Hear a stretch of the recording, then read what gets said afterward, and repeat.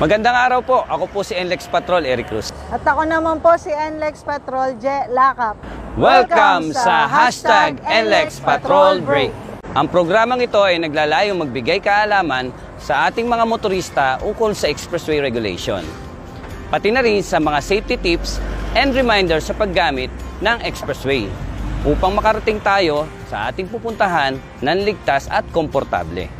Sa episode na to, ating pag-uusapan ang ilang safe driving tips ngayong summer season.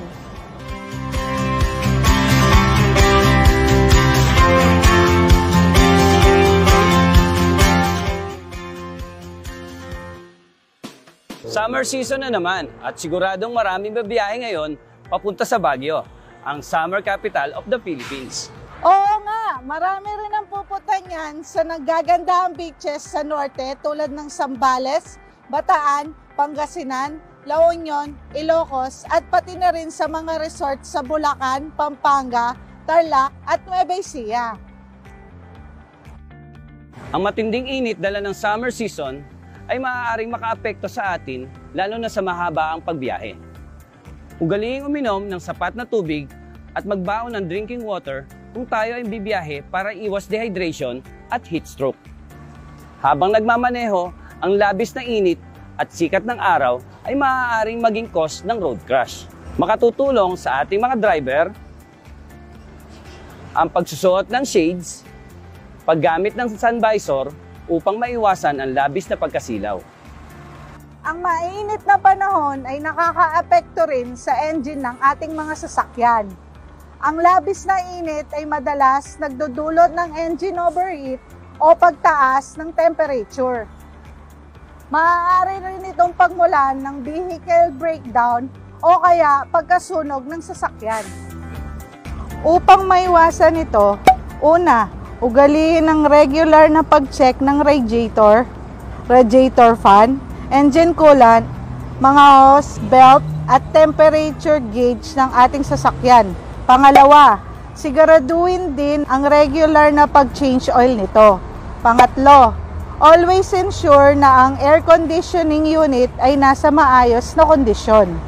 Kung sakaling ang sasakyan ay mag-overheat habang nasa expressway, safely pull over sa ating emergency parking, shoulder lane o sa isa sa gas station sa NLEX ECTEX at ipahinga ang sasakyan upang bumaba ang temperature nito.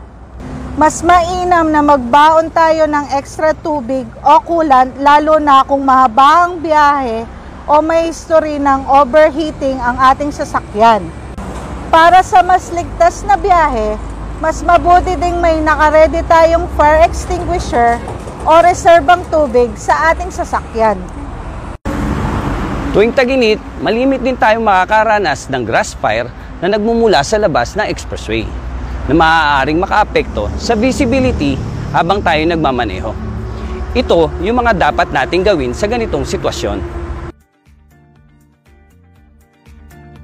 Una, maging alerto at maingat sa pagmamaneho. Pangalawa, i-turn on ang headlights at hazard lights upang maging visible tayo sa ibang motorista.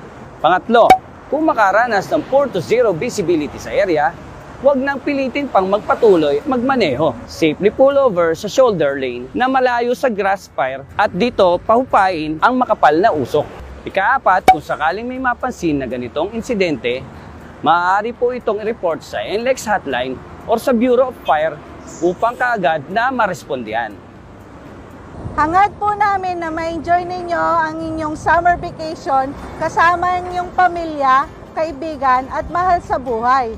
Tiyakin na nasa maayos kayong kondisyon pati na rin ang inyong sasakyan bago bumiyahe.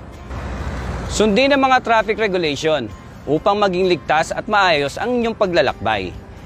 Ibigay ang respeto sa kapwa motorista at tandaan na maging responsabling driver. Nandirito rin kami mga patrol ng NLEX, ECTEX at NLEX Connector upang maging gabay sa inyong bawat biyahe. Maraming salamat po sa panonood. Nais din po namin paalalahanan ng ating mga motorista. Lagi po nating tatandaan, safe, stay alert and focus, anticipate road and weather condition, follow traffic rules and regulation, Examine your vehicles regularly. At kung sakaling magkabirya sa kaban ng expressway, tumawag lamang po kayo sa 135,000 o di kaya mag-message sa aming Facebook, Twitter, or X accounts. Umaasa po kami na marami kayong natutunan sa ating segment ng #NLEX Patrol Break. Hanggang sa muli, salamat at ingat po.